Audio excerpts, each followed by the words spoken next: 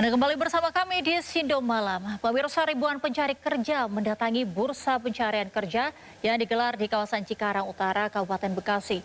Membludaknya pencari kerja membuat sejumlah pelamar kerja berdesak-desakan hingga pingsan.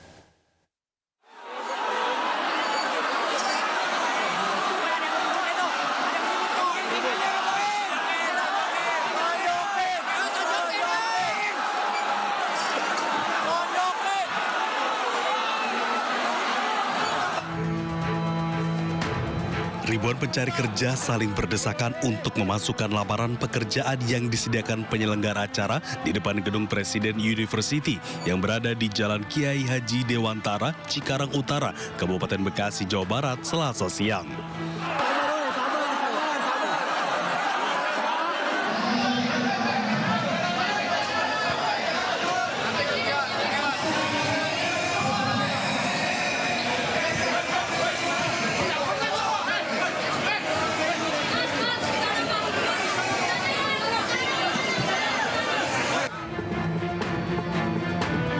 Minimnya pengamanan dari panitia membuat ribuan pencari kerja jatuh pingsan. Selain itu, beberapa pekerja sempat saling adu mulut dan nyaris terjadi kericuhan antar pencari kerja.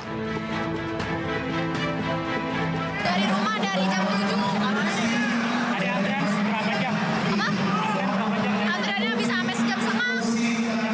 Iya, berjam-jam. Sampai ketemu. Hah? Iya, desak-desakan, dorong-dorongan. Sebanyak 64 perusahaan membuka lowongan kerja dengan merekrut 2.700 lebih tenaga kerja.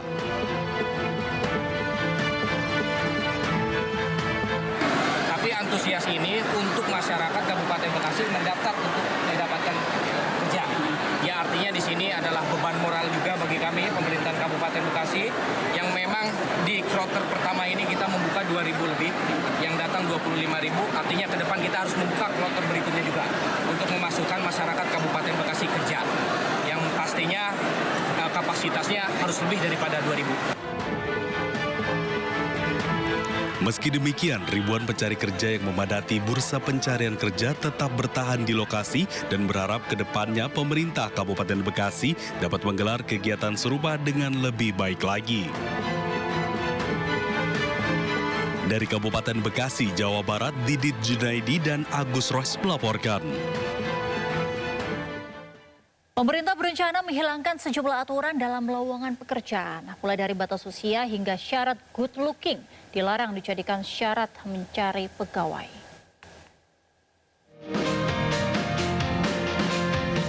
Sulitnya mencari pekerjaan menjadi perhatian pemerintah. Sejumlah aturan pun dibuat untuk mempermudah rakyat dalam mendapatkan pekerjaan yang sesuai. Kementerian Ketenagakerjaan pun meminta perusahaan-perusahaan untuk menghapus syarat batas usia hingga berpenampilan menarik dalam mencari pegawai baru. Jadi nanti para pencari kerja tidak lagi disyaratkan terkait umur. Umur nanti kita akan hapus. Kedua, soal syarat harus good looking dan sebagainya, itu juga tidak ada. Kemudian umur tidak ada juga. Kemudian pertanyaan-pertanyaan yang menjadi syarat soal udah nikah, belum nikah, itu kita hapus. Penghapusan syarat usia dalam lowongan pekerjaan diharapkan bisa mengurangi jumlah pengangguran di Indonesia. Lantaran hingga bulan Februari 2025, Badan Pusat Statistik mencatat jumlah pengangguran di Indonesia mencapai 7,28 juta orang. Tim Liputan iNews melaporkan.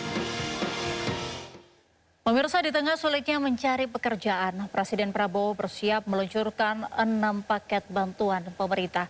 Bantuan tidak hanya berupa potongan harga, tapi juga tambahan alokasi bansos. Berikut daftar paket bantuan dari pemerintah.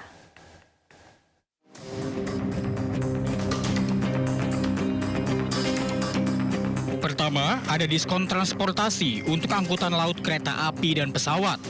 Rencananya diskon akan diterapkan selama bulan Juni hingga Juli 2025.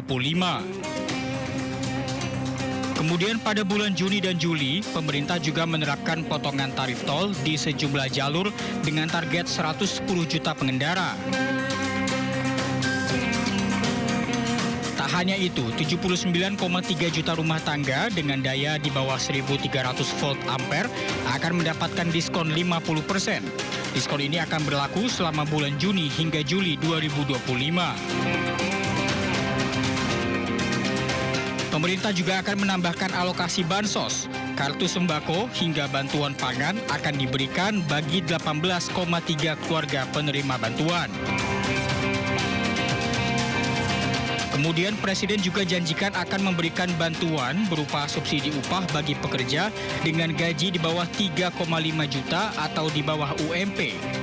Tak hanya itu, bantuan subsidi upah juga menyasar guru honorer.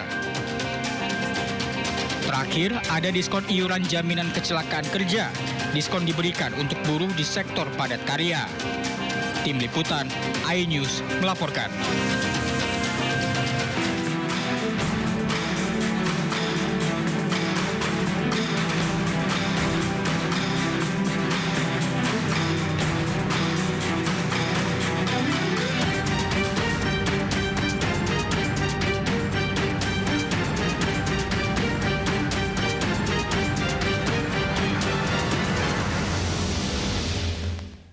Posisi Indonesia semakin kuat di kawasan Asia Tenggara. Hadir dalam KTT ASEAN ke-46 di Kuala Lumpur, Malaysia.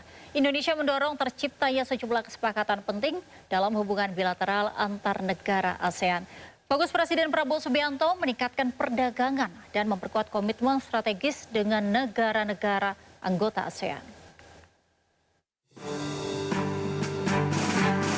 Di sela-sela KTT ASEAN ke-46, Presiden Prabowo Subianto melakukan pertemuan bilateral dengan Perdana Menteri Laos Sonsai Sifandon.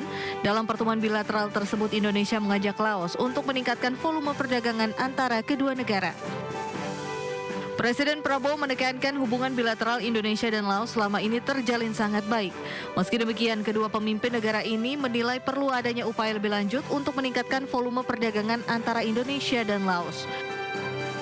Selain itu, Indonesia juga menawarkan beberapa kerjasama di berbagai sektor potensial, termasuk mineral, pertanian, dan pupuk untuk meningkatkan volume perdagangan dan investasi antar kedua negara.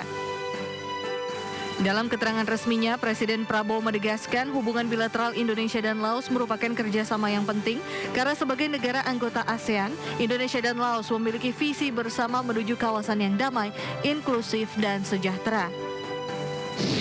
Dalam kesempatan yang sama, Presiden Prabowo Subianto juga melakukan pertemuan bilateral dengan Perdana Menteri Singapura, Lawrence Wong. Pertemuan antar keduanya berlangsung produktif dengan fokus membahas penguatan kerjasama bilateral yang erat dalam menghadapi situasi geopolitikal yang tidak menentu. Sebagai bagian dari negara ASEAN, Indonesia dan Singapura memiliki tanggung jawab bersama untuk menjaga stabilitas kawasan, di mana bilateral ini mencerminkan komitmen kedua negara dalam membangun kemitraan yang saling menguntungkan serta memperkuat kolaborasi yang konkret. Indonesia dan Singapura menilai dalam situasi geopolitik dan ekonomi global yang tidak pasti seperti saat ini, sangat penting untuk bekerja sama secara erat, terlebih lagi kerjasama yang strategis lebih besar lagi. Sementara itu, Perdana Menteri Singapura Lawrence Wong menegaskan sangat optimis dengan hubungan bilateral antara Indonesia dan Singapura dengan memperluas potensi-potensi yang dimiliki kedua negara.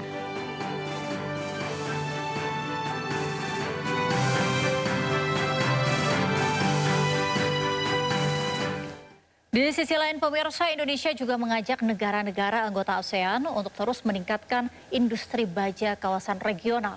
Pasalnya, produktivitas industri baja ASEAN dinilai sangat potensial. Chairman Indonesian Iron and Steel Industry Association atau ISIA, Akbar Johana menilai produktivitas industri baja Indonesia dan negara ASEAN cukup besar, di mana kapasitas produksi baja kawasan ASEAN bisa mencukupi kebutuhan permintaan pasar global. Untuk itu, Akbar Johan yang juga Direktur Utama PT Krakatau Steel Persero Tbk berharap adanya upaya penguatan dan perluasan produktivitas industri baja secara bersama-sama dengan negara ASEAN. Indonesia memandang potensi kerjasama dan kemitraan negara ASEAN di sektor industri baja cukup besar untuk memperkuat rantai pasok di pasar global.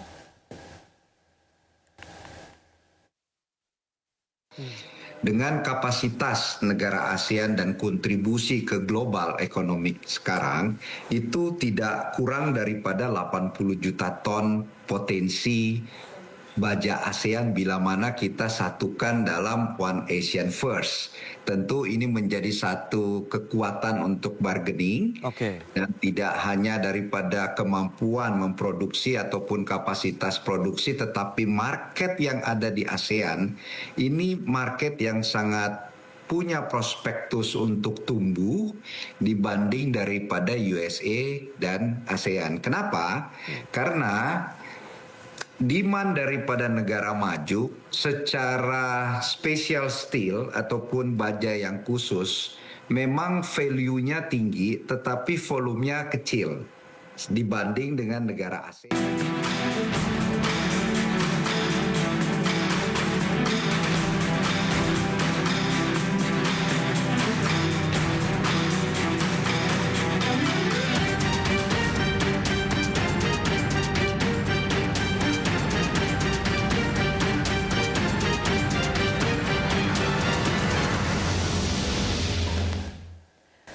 Lima pemain mengikuti pemusatan latihan timnas Indonesia di Gianyar, Bali, termasuk bintang Persib Bandung Beckham Putra yang mendapat kepercayaan dari pelatih Patrick Kluivert. Informasinya sejenak, tetaplah di Sindo Malam.